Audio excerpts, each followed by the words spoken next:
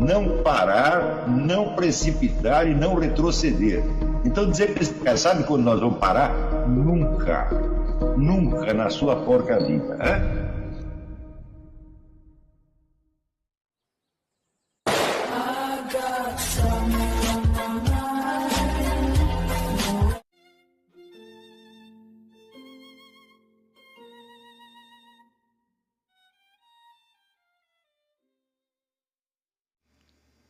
E aí pessoal, tranquilo? Então vem aqui antes do vídeo começar, pedir para vocês se inscreverem, quem não for inscrito, compartilhar, curtir, comentar. Quem puder seja membro do canal, que isso ajuda bastante. Tem também o link do Apoia-se. Quem puder ajudar nosso canal e apoiar financeiramente vai ser muito bem-vindo. Mas o mais importante é transmitir o conteúdo e os conhecimentos do professor Olavo de Carvalho para mais e mais brasileiros. Então compartilhe e ajude aí nossa causa. Muito obrigado a todos os membros, apoiadores do canal. Fico muito feliz. Tenho certeza que a gente está no caminho certo. Então fiquem com o vídeo e até mais. Valeu! Perguntinhas.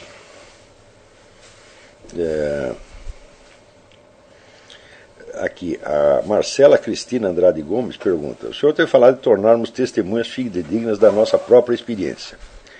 É este o momento de falarmos sobre a interpretação do texto escrito? Na faculdade de Direito, ouvi um professor de filosofia dizer que, aspas, extrair sentido de um texto é o mesmo que extrair sentido de uma garrafa. O leitor antes atribui sentido ao texto, fecha aspas. Essa afirmação não me convenceu.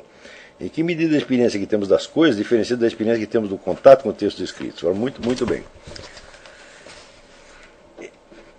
Em primeiro lugar, não precisa dizer que esse seu professor é uma besta quadrada.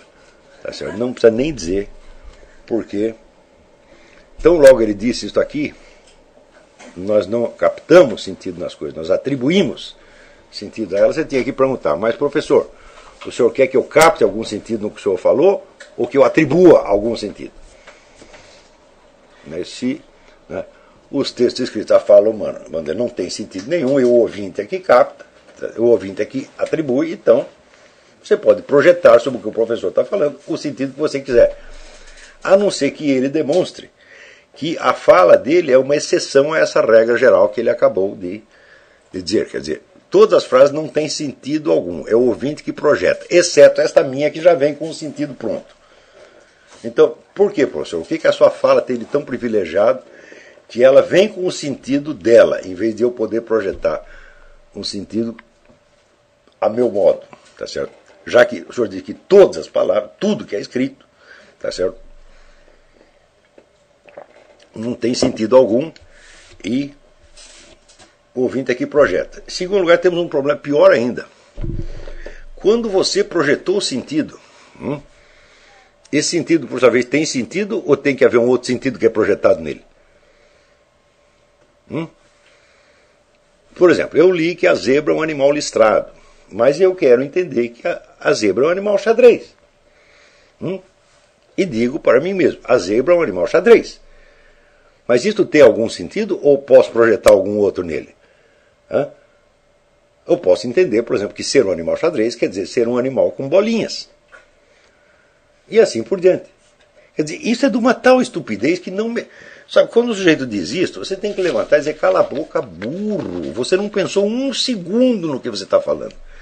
Você ouviu uma frase, você ouviu falar que tem um negócio chamado estética da recepção, ou coisa assim, ou ouviu falar desse construcionismo, e ouviu alguém dizer isso e você se apegou a esta frase. E você mesmo não examinou um único minuto para ver o que ela pode querer dizer. Tá certo?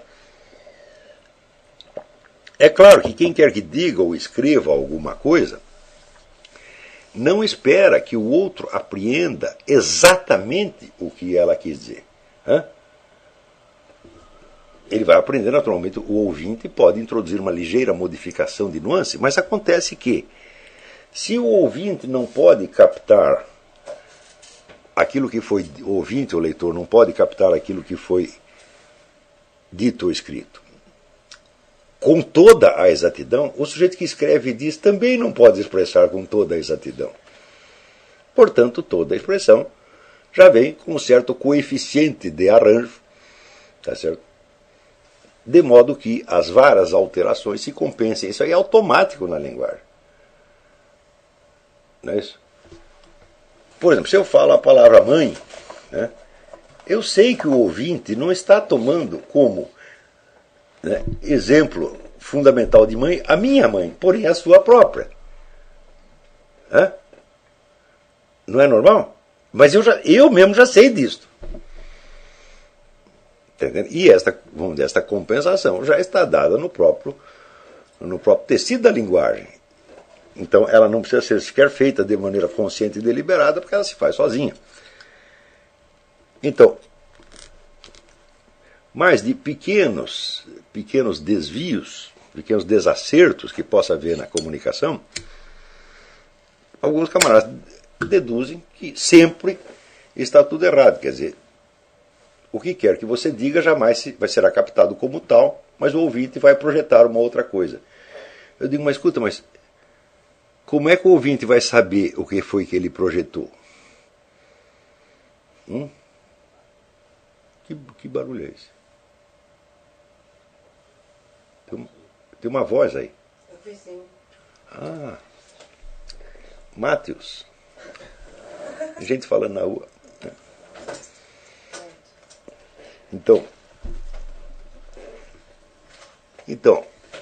o coitado do ouvinte, né, você disse, a zebra é um animal listado. Ele ouviu, a zebra é um animal xadrez. Muito bem. Então, logo ele disse isso, ele escreve. E quando ele vai ler? Tem algum sentido ali? Ou ele vai ter que projetar um novo? Vocês estão entendendo que esse negócio é cômico, é patético, na verdade.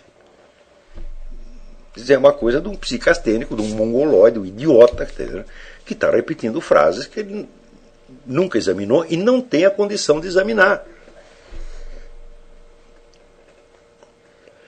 Então, o problema é que essas pessoas estão sendo aceitas em números cada vez maiores como professores universitários. E vocês que são alunos, vocês aceitam isto.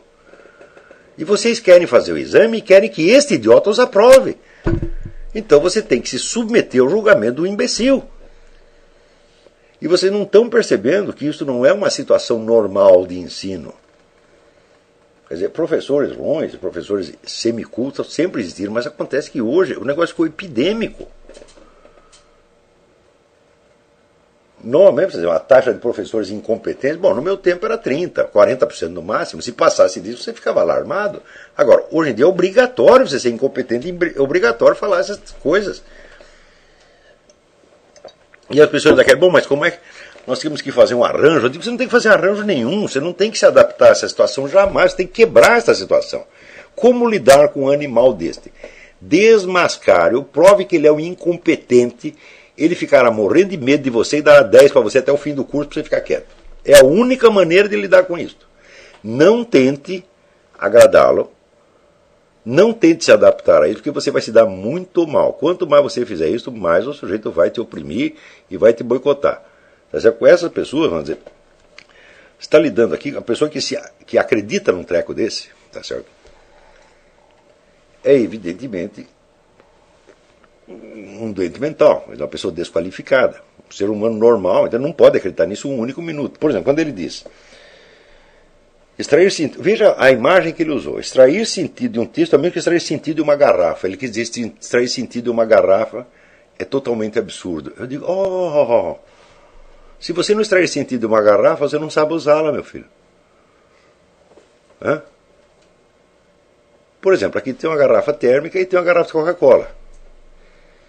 A forma delas mostra o quê? Um significado, que é o uso que o fabricante espera que você faça daquilo.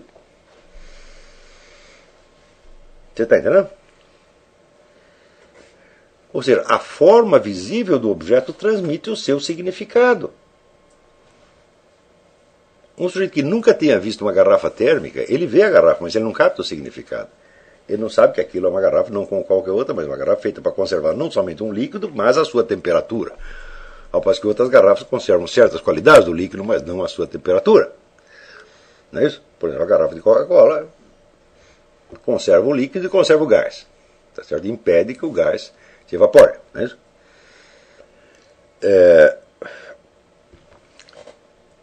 E a garrafa foi feita para isso.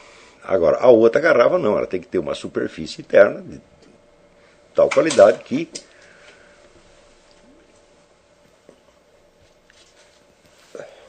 faça com que o calor que sai do líquido volte para o líquido. Nós sabemos isso, nós estamos acostumados a usar esse tipo de garrafa, mas se você pega lá, sei lá, uma tribo recém-descoberta no deserto, tal, que nunca viu esse negócio, ele vê o objeto, mas não sabe qual é o seu significado. Ou seja, cada vez que você usa uma garrafa, você está extraindo o significado dela, meu Deus do céu. Agora, o sujeito que nem sabe que uma garrafa tem significado, como é que ele vai saber que o texto tem algum significado? E, no entanto, vocês consentem em chamar esse camarada de professor e aceitam fazer trabalhos que eles vão julgar. Então, meus filhos, depois de uns tempos de treinamento aqui, você vai entender que essas pessoas não têm autoridade nenhuma e que submeter-se a ela por 5 minutos, tá certo? É um pecado mortal de desonra à inteligência. Você está prostituindo a inteligência humana, prostituindo a autocultura, tá certo? Por uma exigência, vamos dizer, disciplinar, boboca feita por outro idiota como ele. Entendeu? Então você não pode aceitar isso jamais. Essas pessoas têm que ser desmascaradas. E note bem, isto funciona. Vários alunos meus já fizeram isso. A hora que você desmascara. Talvez você não consiga fazer isso agora, mas treina mais um pouco que você vai conseguir. Desmascara esse sujeito, prova para ele que ele é um jumento, que ele não sabe nada. Ele fica morrendo de medo e trata você bem o resto da sua vida. Você vai ter 10 o curso inteiro. É a única maneira de você se virar com essas pessoas. Então, é isso aí. Está aí meu conselho, Marcela Cristina. Esqueça este idiota. Ela diz, o curso está maravilhoso. Muito obrigado, Marcela. Espero que continue cada vez melhor.